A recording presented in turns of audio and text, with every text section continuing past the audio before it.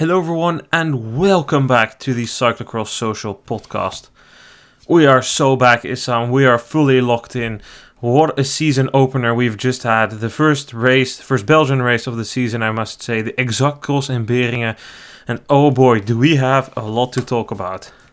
Yeah, absolutely. Thank you for having me. And it truly kicked off, and I think we can have quite a talk about the opening weekend, I would say, of Belgium cyclocross, televised cyclocross for us. And yeah, it was a real pleasure to watch, really. First two questions I received a lot after our preview podcast. Why is this race on Saturday and not on Sunday? Well, tomorrow is the local elections in Belgium, so they didn't want to put a race on. And that's also why the race in Kruijbeke didn't go through this year, because they initially wanted to be on tomorrow's date. Why was this race in the evening and not at the normal time slot? That was because they didn't want to collide with Lombardia. I think this is the third year in a row Beringen is held at this time. So that should answer that. Let's dive straight into the racing, because there was a lot to talk about. For the first half of the race, we had a huge leading pack. We had a peloton cross with 10, 12, 16 riders at the front of the race. Only big names missing were Emil Verstringen and Cameron Mason, and that was due to a start crash. We had a couple of riders from Crelan Corendon go off the front, Van der Bos and Viseuren. Aerts placed an attack, but the real decisive moment came kind of towards the end of the race. With 2.5 laps to go, Toon Aerts placed a massive attack. By that point, the leading group was reduced in size. I think there were still some 8 riders. And Aerts completely set the race on fire. He placed a big attack, and he looked to be gone. He had a 10-second gap, but Michael Vanthourenhout, the European champion, wasn't willing to give up. He kept pushing, kept chasing, and then caught up to Vanthourenhout a lap after he attacked. Vanthourenhout immediately passed Aerts and left him behind. Aerts would finish 4th. Vanthourenhout then for about a minute looked to be on way to victory, but then out of presumably nowhere was Lars van der Haar. He'd not been in the picture all race, he'd been present at the front, but he hadn't been noticed. He stormed forward, caught Vanthourenhout, and the two went into the final lap together. The race eventually came down to a super long sprint, you can say. That's the definition we use in cyclocross, but really it was not a sprint like you see on the road. Van der Haar placed an attack after the final downhill as they passed the pits for the second time, and Vanthourenhout's tank was empty. Van der Haar went on to take the win ahead of Vanthourenhout, and Niels van der Putten took 3rd place. Okay, not in the summary, a incident here between Iserbyt and Kamp. We'll talk about that in a minute. Issam, first, the race of Van der Haar. He takes the win here. A masterclass in patience and persistence. He's at the front all race, Issam, but he doesn't eat the wind until when he needs to eat the wind. And that's in the final lap, and he takes the win. He lets all the other riders burn themselves up. Aerts, you want to attack? Okay, blow your hat off. Viseuren, Van der Bos, you want to go off the front? Want to play team tactics? Fine, the race is long. I don't care. Others will solve it. And the old fox, the veteran, he gets it done. What a masterclass in patience and persistence again. Van der Haar showed at some places that when he had to pull a little bit to close a gap, that the energy level was there, and he was in a good form. The way he raced today was truly just he made use of everyone that felt that had the legs to win. And I think this was really a race that there were several riders that thought at a certain point, hey, if I pull right now, this could be a victorious move. And Van der Haar was just never tempted by that. He just made sure that he was always kind of in the right positions. And in the end, on the last lap when it mattered the most, he knew with a guy like Vanthourenhout that you should never let that guy in front of you. You should be the one leading the lap out. And especially if you are faster in the sprint, you should just try to make sure that you put the rider behind you under pressure. And not get surprised, and he did that perfectly. He made sure that Vanthourenhout never had a chance even to intervene with the win of Van der Haar. And yeah, that last pull as well, when Vanthourenhout was not even able to keep his wheel before the sprint, was just showed that he really saved and banked completely on that last lap, and that was greatly done. And I have to say, I think we discussed it a little bit in the preview, but for me, it has been a while since Van der Haar has been starting his season off like the way he did. This is, to be honest, quite remarkable and very good to see. I disagree there, because last year Van der Haar was also good in this race, but he did everything he could to make Thibau Nys win. And the year before, he was also quite decent at the start of the season. He's always been a good starter. It's just that all the chips, all the puzzle pieces come together perfectly for him today. The course here in Beringen is a bit atypical for a season opener. Normally you have a race like Kruijbeke, which is pan flat, or Molenbeke, which is super technical.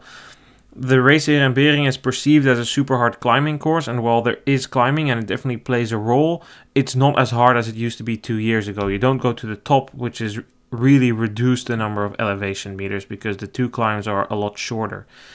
He rides a good race. It's what I tipped in the preview. What we discussed there is it's the first race of the season. Riders want to hold the cards against their chest. They're not eager to go because they are afraid of blowing up. You see Toon Aerts, he thinks, I'm the man, I'm going to do it. He attacks twice, but he blows up. Everybody is super cautious, especially on a course like Beringen, where it's easy to blow up.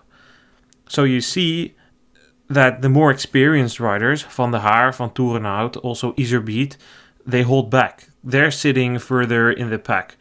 I like the way Vanthourenhout raced a bit more than the way Van der Haar raced. Van der Haar put himself at risk. Halfway through the race, when Aerts attacked, if Vanthourenhout doesn't wait for Iserbyt there, but hammers on with that group of 5, I don't think Van der Haar comes back into the race.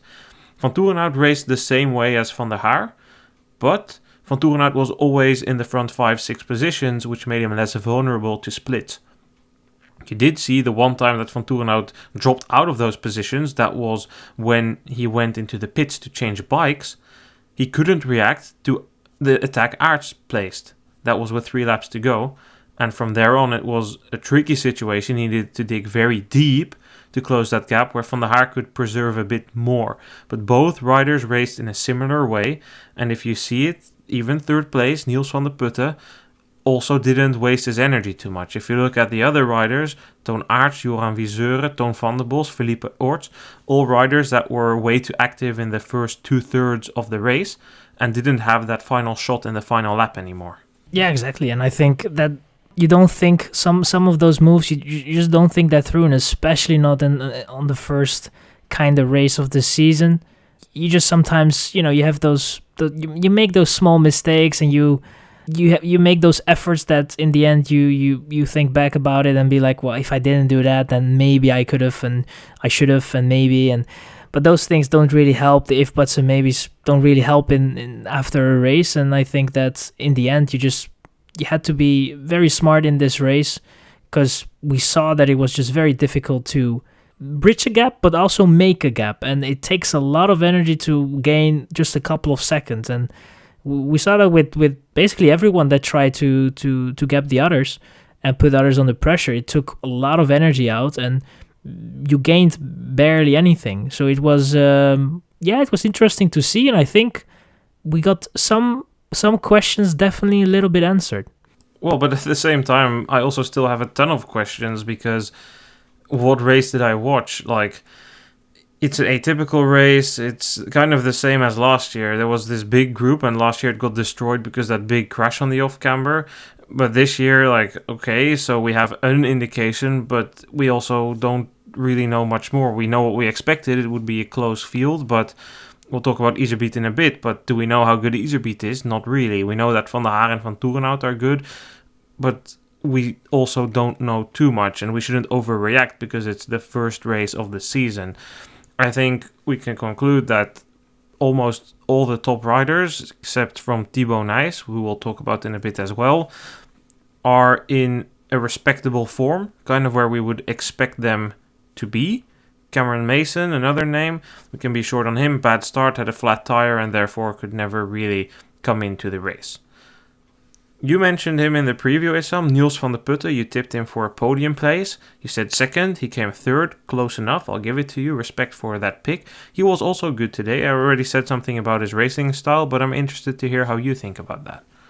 I was quite pleased to see him up there, not only because I predicted him in a way, but I also just feel that he needs these kind of results, and I feel that he has the potential to to race the way he did. And he is a rider that, if he has the legs, he will always try to be up there at the front. And I think that he can be very pleased with the podium and the way he raced. And it's like, for him, I feel that he cannot really say that he could or should have done some things a little bit different. Obviously, it could have played out a little bit different. I felt that he maybe used a little bit too much energy in certain parts, but overall was up there. And in the end, clearly, in my opinion, after all the incidents that happened, was the third guy, and a very deserved podium, and definitely something that I want to see more in the future. And I feel that he can show that in certain races. And yeah, overall, quite pleased with his result. When the races get harder, we'll see more of Van de Putte. He'll grow into the season. This weekend was already better than it was last week in Brumath. I also think that he did benefit from already having that race under his belt. But when the races get better, we'll see more of him, and we'll see more of Iserbyt. Iserbyt was so good today. This is not a course for him, but he was good. He was fifth. Not just the result. He was good. He made a good, strong impression on me. He looks sharp. These are two riders we'll see more from when the racing gets harder. We also shouldn't forget to mention here Issam, and this is kind of what I referred to earlier when I said the chips fell in their place for Van der Haar. Iserbyt and Nys, for reasons, are not good today. Then we have a couple of riders sitting on the bench. Nieuwenhuis is recovering from illness. Ron Haar is recovering from illness and the crash. Zweek didn't feel up to racing in Beringen. Gerben Kuipers also didn't want to start his season here. So if you take those riders out of the equation, the results are a bit skewed, and we need to unskew that right now, which is what we're doing so far. But yeah, I think it's important to mention that, because next week when we're in Ruddervoorde and we'll see some more riders at the start, things might look a bit different. What we can look at for now is the top 10 here. Lars van der Haar took the win ahead of Vanthourenhout and Van de Putte, as said. Aerts was 4th ahead of Iserbyt. 6th place for Verstringen. Van der Bos was 7th ahead of Philippe Aerts. Jente Michels was 9th and David Haverdings was 10th. So Jente Michels, 9th place. This is a very good course for him. He excels on courses like this. Preferably a bit more climbing, but that's what I have to say on him. Let's talk about Toon Aerts a bit here, Issam, before we continue with other riders. What did you think of his ride? Very solid. I have to say it was a very, very solid ride. I think he got a little too enthusiastic in terms of when he was feeling that he had a shot at winning it. But I still feel that he can be happy with his opening race and the way he performed. I feel that it was a strong performance, and what we can expect from him in the next couple of races, I feel that he will always be someone that get himself within a top 5 and fight for podiums whenever he can. And he is also someone that can grow into the season. So I feel that is definitely something that we can expect from him. And yeah, in terms of today, he could have done a couple of things a little bit different. And I think then he was maybe a little bit closer for the podium, but it was still a very good ride from his side, and I think that he can be happy with that. I don't think that he can be that dissatisfied with the result. What will help Aerts is that as the season progresses, he'll move forward. He doesn't have many points now because he missed almost all of last season due to a 2-year doping suspension. It is quite Aerts to blow himself up like this or just do something stupid, and get used to that. If you see Aerts at the front of a race, like, things will come together for him. He'll probably win at some point, but it is very Toon Aerts to screw up and to mess up or bottle certain victories or make silly mistakes in final laps, and a tactical error like this, blowing his hat off by going too hard or shooting his shot too early, that's also Aerts. Like, he could have also waited for the penultimate lap or the final lap to play such an attack, but he needed to do it 3 laps to go. I don't know if that's the smartest decision. In hindsight, we can say it's not, but yeah, indeed, he can't be too unhappy with his performance here, and he will move forward in the starting order, so he'll also move, well, not necessarily much more forward in the results, but he'll be up there, and it's good to have another name in the mix up front. Then 2 other riders who had a better starting position than Aerts, but needed to do more of a recovery race to that start crash. Emil Verstringen and David Haverdings. Let's start with Emil Verstringen. Issam, that was a strong ride by him. Yeah, absolutely, and it was in the beginning I thought that's a lost race in a way, but he managed to pull off a strong result, and he is one of those guys that we discussed earlier that is in a process of growing as a rider, and especially with these type of incidents, you sometimes just have to push through it, find some motivation, and keep on going. And I think he did just that and was able to save the day in a way. And yeah, I think he was a bit lucky with the amount of climbing that we have, which is not insane amount of climbing, but still it probably would have helped his case a little bit. And yeah, strong ride, and someone that has shown some potential on the road, and in cyclocross is definitely someone that can that can become one of the better riders in cyclocross. So very good look for him in terms of how he recovered from the setback that he had. It was a good ride by Verstringen, but I was more impressed by Haverdings, and that has more to do with the performance of Haverdings and the performance of Verstringen. Haverdings is a talented rider, but he's also been unlucky. So as a second-year junior, he was the favorite for the World Championships in Fayetteville after a great season, but he crashed and finished 9th. The season before, he had anorexia, and he also saw all of his races being cancelled. So then he makes a step to the U23 and he struggles. Like, we've seen glances of his talent. Like, as a first year U23, he finished 9th in Diegem, which was absurd. But then, like last year at the World Championships, he finishes 36th and he struggles to show it in the World Cups. But now, today, it's finally okay. So, Haverdings, you're a third year U23 this year. You'll need to show it. You'll need to show your team why they signed you.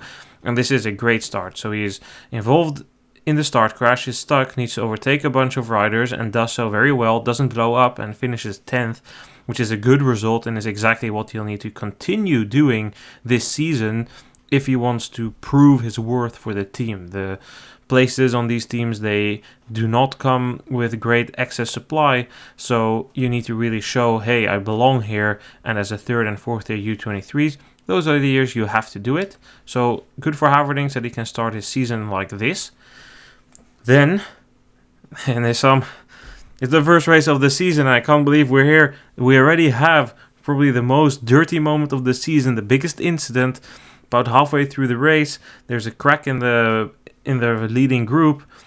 Iserbyt is behind it. We go towards the downhill. He leaves the inside open. Kamp sends it down the inside. They collide. There is some words going across each other. Iserbyt loses his temper, smashes on the front wheel of Kamp with his foot.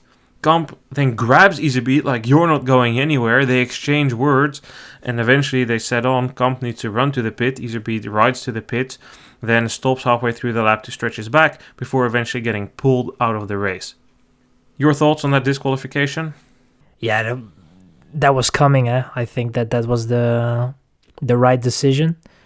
I was happy that they made that decision during the race and not after, to be honest. Would it have made any difference, that decision? Not really, in my point of view, because, Iserbyt's race was already done. But it's just the sign that was given by that decision for me was kind of satisfying. But yeah, on the incident itself, if you look purely to the crash, it was a bit unlucky the way it happened. And then after the incident as well, you hear Iserbyt talking about frustrations that he had from last season. And I don't know what race it was, but I can remember a couple of times those guys have been, especially when Kamp was trying to, in the first couple of laps, Kamp is a guy that doesn't really give way, and you don't need to, actually. And that, he was fully in his ride in most of the moments, and he sometimes gives back, because Iserbyt is a guy that tries to put himself in positions sometimes that are non-existent. And I think there as well, it was a position that on the outside there, you're very vulnerable, but yeah, Iserbyt thought that he was entitled for that of that room. It was a nasty foul for him, to be honest. But his actions have no place in the sport, and I think that Kamp is a very nice guy, because I would bet you that there are several riders that would have reacted a little different, and I don't even know if Iserbyt would have done the same thing. But yeah, it is it is a bad look for Iserbyt, and I think that he will probably suffer a little bit from his actions, and I think that is rightfully so. But I hope at least that it's not going to end up in some sort of a, hate watching and all that kind of stuff. I feel, he probably regrets what he did, and he was in the heat of the moment, and I feel that we should not, completely demolish his reputation and be like that he should be banned for life or whatever. I think that is a bit far-fetched. But it's on which reputation? I mean, Iserbyt, okay, like last year he kind of got out of this swamp of being perceived as just a douche, a dickhead who brags in the early season when he wins and then says, oh, I'm going to beat Wout and Mathieu, and then when it's time to do so, he doesn't. And last year he was finally consistent all over the season. There was no bragging, I'm going to beat Wout and Mathieu. There was no backtracking his statements. There was no, oh, I need to race the Tour de France because it's an unfair advantage. There was no mocking his teammate Laurens Sweeck in the media. He seemed to have grown as a person and also as a rider. And this is good, because I don't want to see Iserbyt hated. I've spoken to him a number of times, also on text, and he is a quite nice guy, but people who don't talk with him, and that's the majority of cyclocross fans, need to go by his actions in the races and his media comments, and they don't perceive that in any way possible. This doesn't help him, because he already isn't liked. He doesn't have good perceptions around him. People don't associate him to be a nice guy. They still think he is a douche, and this just reinforces such associations people have about Iserbyt. I agree with you. The hate of like, oh, he is just this tiny guy and talking about his length and he needs to be banned for life, that makes no sense.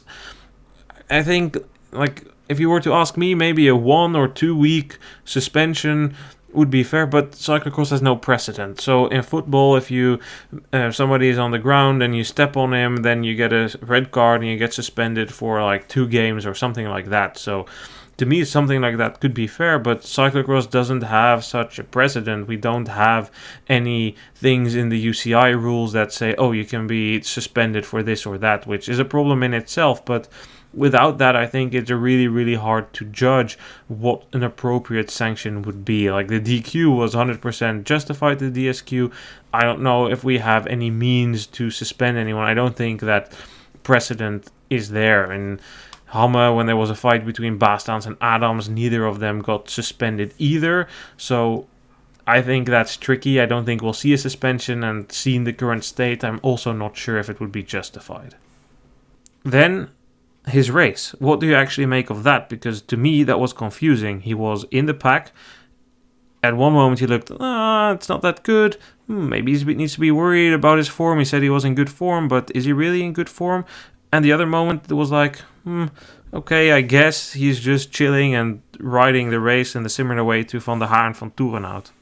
He was playing a little bit of yo-yo at the back, and then sometimes he came back himself, and it was a bit difficult to pinpoint how his form was with the amount of laps that he was able to race before the incident. And I don't know, I feel that he was trying to race it smart, but basically always was kind of on the wrong end of the group, and then had to kind of come back. And sometimes he was able to sit in the wheel of someone, but sometimes he had to close the gap himself. And I feel that he wasn't 100%. I think that if he was 100%, he would have probably been all the time in the wheel of Vanthourenhout or very close by. And now it really wasn't there, that cohesion. It was somewhat there at some point, but basically it was, especially in the early parts of the race, Iserbyt was basically yo-yoing for a good part. And I thought, to be honest, that his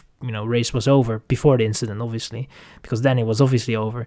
But difficult to pinpoint. I feel that he is probably starting the season maybe a little bit slower in terms of form, and hopes to gain something later on in the season. But he said it himself before the start of the race that he's thinking about doing the things similar to what he did in terms of last year and with form and goals that he has set. He wants to try and raise everything again. So, that is what I basically think about his form. But just to come back on the incident real quick, I think the only time, at least what I remember, is probably the Wellens kick in Overijse. We still had that fight in Hamme between Adams and Bastaans. Also. And we had the spectator fight. But did that get a suspension? I don't think there was a suspension. I thought you were just referring to an incident. Did Wellens get suspended for that karate kick? Yeah, I think he got a month of suspension. Interesting. Yeah. That's what I thought. So but again, it's not really that was too obvious in a way. I mean, who knows that the UCI is going to look at it and wants to make an example out of Iserbyt. I don't wish him that, to be honest, because I feel that he is probably already going to be punished enough by the public opinion. If he truly has learned something from that, I feel that we should just basically move on and just not see it again, I guess. But yeah, it's not a good look. I just quickly checked, and the Wellens thing took super long. He could race the Christmas period, but then he was eventually suspended for the first month of the next season, so he missed the September month of the 2006 season, so I don't think we really have any precedent still. Regarding Iserbyt, I share your views on his thoughts. At the same time, everybody has something going wrong in their preparation, or almost everyone. Van der Haar didn't hear anything, but Vanthourenhout said, I've been sick. Oh, maybe Vanthourenhout won't start, was the story in the middle of this week. That was just keeping pressure away. Nys has something. I already mentioned it. Nieuwenhuis not there for illness. Ronnaar has incidents. The perfect prep doesn't exist. But because the start of the season is so different now. Normally, cross would start in September, and you come in low form, and you use the first races basically as glorified interval trainings, and you build towards something. Now you kind of need to be there. We don't need to overreact, but on the other hand, Issam, there is 2 more weekends of racing, and then it's the European Championships, and for the full-time cross riders, that is a goal. So it means something, and everybody is trying to work around, like, okay, so how does this work? An illness when building into this moment is different. I need to build into a higher form because I need to be good earlier in my season. And that's also why you see riders like Zweek and Kuipers not starting here for no apparent reason other than that they just don't fancy it. So that's interesting. But at the same time, Thibau Nys did make the decision to start. He said he missed 2 weeks of training, had antibiotics, and had fever. He did not have a good race. In the beginning, he was a lot with Iserbyt, and that's where my skepticism towards Iserbyt comes from. Like, they rode a similar race, and Nys completely faded. So what would have happened to Iserbyt? I don't know. But about Nys, I do think he has some reason to be worried because this is definitely not a good start. He knows where it's from, but normally you would then say, okay, so if you know your form is not good, then make the decision like Ronnaar or like Nieuwenhuis. I'm not going to start, I'm going to train. Yeah, I may or may not have implied that I didn't really feel that there was something wrong with Nys from what he stated before the race, but obviously the race itself showed that he is not 100% and that the form is not there. And even in terms of what we can expect from him being up there, at least in the top 5 or within the top 10, but that wasn't even possible. And obviously there is something not right at the moment. To panic, well, I wouldn't really say that because, it's first race of the season, so it can always be a little bit better already in the next couple of races that follow, but it's not great, and it makes me wonder something that you also stated in the preview. What are they doing there? What is do they realize, or do they know how to manage Nys in terms of his cyclocross season and the combination with the road and his preparation, and are they aware of taking a little bit of rest at the times that is needed in terms of, especially now, if you're not 100%, what's the point of racing? Because to be honest, it was a lost day for Nys. He was never really able to get into the race. It's a bit tricky, I would say, the situation that he is right now. It's not big panic time, to be honest, but I think that there is definitely reason to panic a little bit and to start maybe rethinking how you should go about with the opening of the season. And maybe, I don't know, is there even a chance now for him to maybe say, I will not race for the next weekend, and I just call it a day for now and try to train and feel healthy again? Or will they not make that call and just continue with what they guess is the best and the right decision, to continue and fulfill the calendar and go to the Euros and hope for the best there? I don't know. It's a bit of guessing at the moment in terms of what we can expect from Thibau. I get where your sandbagging idea came from, because he pulled the same thing before the start of his road season this year. He said, I won't be that good, I've been sick, and then he was flying. So I get where that comes from, but clearly this time he wasn't lying. And yes, I said it in the preview, like, okay, so if you know you're not good, why do you decide to race? Like, maybe he's just a bit in the dark about his form and he wants to race for just having an idea of, okay, how bad is it really? And then we build from there, because last year Nieuwenhuis was sick in the season preparation and he was not in his best form at the beginning of the season. And he then, after the European Championships, took a mini trip to Spain to train. And when he came back from that, he was flying. With that second place in Niel, he made his comeback then. He won in Merckxplas, he was on the podium in Troyes, he won in Boom, he won in Val di Sol. He had a really, really strong stretch there, and he was even better when he came back from that second training camp he did, because in the Christmas period he was constantly on the podium. He took the win at the Dutch National Championships and then finished second at the World Championships.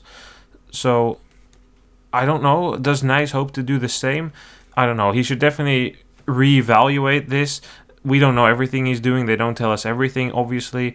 But if this is what you think is your true form level at the moment, then there's not that much point in racing.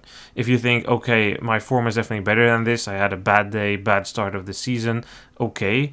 But again, the first block of the season towards the European Championships is not long. So at some point you need to decide, okay, so how do we move forward from here? And that's only something they can do. And last year they definitely made some mistakes there. Nys was burned out super quickly after that flying start, and that had an effect on the entire season. So they should be cautious to avoid the same happening this year. Then the women's race, Issam. We kind of got what we expected. We had the fastest start for Sara Casasola, but she made two mistakes on the first lap. Alvarado took over and got away on the off-camber. She led for one lap, but got caught in the second lap. Alvarado then crashed on the off-camber and had an issue with her chain. Alvarado would never see Fem van Empel again, who had taken the lead at that point. Van Empel went on to take victory. Alvarado recovered to second place, but that was an interesting battle because she was with Brand and Casasola for a while. Alvarado got away towards the end of the race. Brand took third after Casasola crashed on the off-camber in the penultimate lap. Casasola then also blocked her chain and needed to run to the pits and eventually finished 10th. Van Empel takes the win, Issam, by over 40 seconds. But after the race, she says, I think Alvarado was the strongest today. Alvarado, confronted with these words of Van Empel, says, oh, I agree. What do you make of that? Do you think that Alvarado was the strongest? Maybe, yeah. I'm trying to think now for Van Empel, but maybe she was surprised a little bit by how Alvarado started the race. And maybe got the feeling that Alvarado was there to maybe fight for victory. I think that I have quite some reason to think that Alvarado was the second strongest woman today, and that Van Empel was definitely the strongest. And I guess Cyclocross has really started now with Van Empel already underplaying her performances in a way, because I feel that she was the strongest and it looked quite good. But it's gonna be interesting. I mean, look, I'm all for it if Alvarado is going to be strong enough to challenge Van Empel. But I just don't feel that is the case at the moment. I think that we kind of expected is happening, and I feel that is probably going to happen for a while until we until Van Empel is going to probably meet her match, and that is going to be most likely Petersen. We have to wait and for that moment, I guess, before we can really talk about Van Empel being challenged for victory. I thought it was a promising start of the season. The win for Van Empel was not as convincing as it was last year. But yeah, I do think she was the strongest today. It's hard to look past it. She looked in control. Alvarado only got closer in the penultimate lap. And then Van Empel, when she was taking it easy in the final lap, extended her gap again. So to me, Van Empel made a strong impression. But Alvarado can definitely start her season with a lot of confidence. She made a good impression. Technically, you could see that, okay, despite that one crash on the off-camber, there are other laps on that off-camber. It was such a joy to look at. It was beauty. It was just so smooth, so easy in the first lap how she gets away there. It was just a pleasure to look at, and that's definitely a skill she has. I think her technical abilities are better than Van Empel's, but Van Empel has more power. So I think it will be interesting, but to me it's hard to look past Van Empel after such a season last year. And we also know she is a perfectionist. In her interviews, even after winning, she's hardly ever happy with her results. She's always looking for things to improve, and that's also what makes her such a good bike rider, because she's never satisfied. She always wants to improve. You need to be careful with that, because it takes a big mental toll on you if you're always that critical on yourself. But she is really, really good. So for me, it's hard to look past her. But again, Alvarado can look back on the first race with a lot of confidence. This is not a perfect course for Alvarado. So I'm interested to see how it is in Ruddervoorde. There's some rain forecasted. If it's a bit muddy there, a bit slippery with a billion corners and all these small bankings, I'm interested to see how Alvarado goes against Van Empel there. I think Brand with third can also look back on a solid season opener. She was definitely a bit rusty. She made a bunch of technical mistakes, especially in the first lap, isn't it, Issam? Yeah, and kind of expected as well, I would say, but it was still for Brand in terms of the expectation that we had. I think that it was a very good outing, and those mistakes, we have seen it a couple of seasons now, that when Brand enters fresh into the season, she has to kind of adapt to the circumstances, the bike, and the handling of it on the course, and that was again a little bit the case. But I feel that with time that will be better, and I was surprised, and I think she can be encouraged by her result, because she wasn't that far off, and I feel that if she can get a little bit better technically and maybe get a course also that suits her maybe a little bit better, who knows? I think then definitely she can be up there as well, and that will be interesting to see how that battle for second will be. And you made me doubt a little bit on the battle for first, maybe, if that can be a thing before even Petersen arrived. But anyways, I think that for Brand it is definitely a encouraging result, and definitely a step. She can definitely look back to that and go further in the season and try to make some extra steps forward, and we'll see how that will play out. Yeah, we'll see what comes from it, and just a little bit more, I do think Van Empel should be the slight favorite, but it wouldn't surprise me if this year, the first block of the season, Van Empel is going to race from here until the European Championships.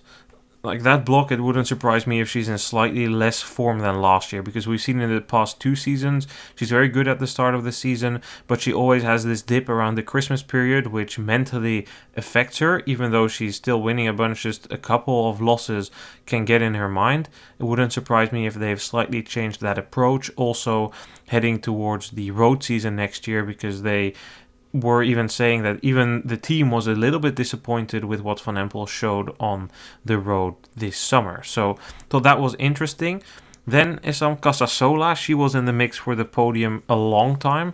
She eventually finished 10th after a mechanical. I must say I was pleasantly surprised by the form Casasola had. I thought she would be good, but not this good necessarily already. I thought she would more be around the group with Van Alphen, Frank and Van der Heijden. Her start was good. It helps that she's now starting on the front row. The last season she needed to fight back from further down the grid a lot of the times. But what made her performance really special to me was the fact that her technical skills are still so underdeveloped. You could see on that off-camber she lost significant time every lap, but she would manage to come back a number of times.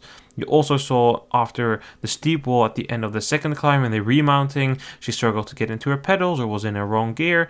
And you just in general also saw on that very gnarly section towards the end of the lap, that mud bank they went through, that she struggled more than others. But every time she came back, and that was really positive. But in the end, those technical mistakes cost her. Like, she's still a bit green in that regard. She crashed in the penultimate lap on that off-camber downhill, and she didn't change bikes. And yeah, shortly after the pit zone, her chain gives up on her and she needs to run. That is bad luck, but it's also, I would say more in this case, it's bad decision. It's a rookie error. If you crash, you go in. You might have bent something might have come loose, there might be mud somewhere. It's impossible to know if that's related to that crash, but if you crash, you go in and you take a new bike. And this just shows she has still a lot of margin to grow, but she can be happy with her start of the season. She needs to look past the result. Then let's look at the entire top 10. 4th place was for Aniek van Alphen ahead of Alicia Frank and Inge van der Heijden. 7th place for Marion Norbert-Ribeyrolles ahead of Fleur Moors. Denise Betsema 9th, and then as said, Sarah Casasola was 10th. Issam, Van Alphen, Van der Heijden, kind of where we would expect them. We had an extensive debate in the preview who would do better. You were right, Van Alphen did better. But who we didn't discuss in that preview was Alicia Frank. We didn't know if she was starting because there was no start list. But she was very good. 5th place, I would say, above expectations. Yeah, I definitely think that I can agree with that. It was, as you said, we only had the first 10 riders that would start, and that was not the most ideal thing in terms of previewing the race. But I think that for Frank, this was a very strong outing, and sure, it's the beginning of the season, all that kind of talk, but I think at the end of it, she was able to be in the mix there with Van Alphen and Van der Heijden, and I think that is a very good company to be around, and that looks quite promising. And the question will be, is she's going to be able to have that, those kind of moments more in the season and throughout the season? Because I think that, the potential is somewhat there, but to get that through the entirety of a season has sometimes been an issue, and I think that will be interesting to see how that will play out. But in terms of first race of the season and being able to put yourself there, it's definitely a very strong outing. Well, of course, she did already race last week, taking 2 wins in Ostrava, but yeah, first Belgian race. I get what you were trying to hint at there. And maybe it does help that she already did those 2 races, but again, also Frank, also a rider who's very good on a course like this. And if you look at Ribeyrolles, another Belgian, she's not that good on courses like this. So we'll see how that levels out. But Frank, yeah, it would be nice to see her do well this season. And of course, we're all waiting for Verdonschot to come, because that would be interesting. I really want to see where Verdonschot is. She was really good last year. So yeah, that would be encouraging to see where she is. Fleur Moors, 8th place. I feel a bit sorry for Fleur Moors, because she has so much pressure on her, Issam. Like, the broadcast is just talking, Fleur Moors this, Fleur Moors that. Oh, yeah, Fleur Moors in the future, she will be maybe competing with a Dutch woman. Yeah, Fleur Moors. Like, the things that 2 years ago they said they would not do to Fleur Moors, they are doing to Fleur Moors. Oh, yeah, she came from handball. Yeah, she can improve so much. Yeah, she was 10th at the World Championships last year. Yeah, she was 10th at the World Championships last year. But please, look beyond that 10th place, because look at the riders who are in front of her. Like, she's beaten by Isabella Holmgren, who had a great ride there. She was beaten by Molengraaf. She was beaten by Van Sinai. She was beaten by so many other riders who are also great talents. Like, just the idea, I just feel for her, because there's so much pressure on her, which is not realistic based on her results. Yes, I think Fleur Moors is a talented bike rider, but Fleur Moors is more of a road rider than a cross rider, first of all. And second, it's just so unfair to put so much pressure on her, because Kant is retiring this year, and for 10 years or 5, 6, 7 years you've been saying we need to make work of a generation after Kant, and you haven't done so. So now because Kant is retiring, hoard Moors with pressure, It's just wrong. I just don't feel like it's fair towards her, and I hope it doesn't affect her like it's done with many, many riders in Belgium. She would definitely not be the first one to suffer with that. I think that kind of wraps it up for the women's side. There were way more riders missing there, and they will hopefully dribble into the field in the coming weeks. I will give you the results of the other races, and we're going to start the party in the Czech Republic. The second round of the HSF System Cup took place in Hlinsko. Michal Boros took the win in the men's race, comfortably took the lead in the second lap. Konwa finished second. He got away at the end of the race there ahead of Václav Jezek, who sprinted to third place. Then the women's race, Kristina Zemanova took the win. Not surprising, but her winning margin was just 6 seconds. She needed to fight for a 10-15 second lead all race. 2 first-year juniors on the podium. Barbora Buskova ended second ahead of Lucy Grova. And last week we talked about Gottwaldova. She also raced and she finished 8th. So those were some interesting results from the Czech Republic. We'll track down those junior women throughout the season. And then in Sweden, the first day of racing took place in Tabi. Clément Horny took the win ahead of Daniel Wies-Nielsen and Hannes Degenkolb. The women's race was won by Jinse Peters ahead of Xan Kries and Kaya Bude.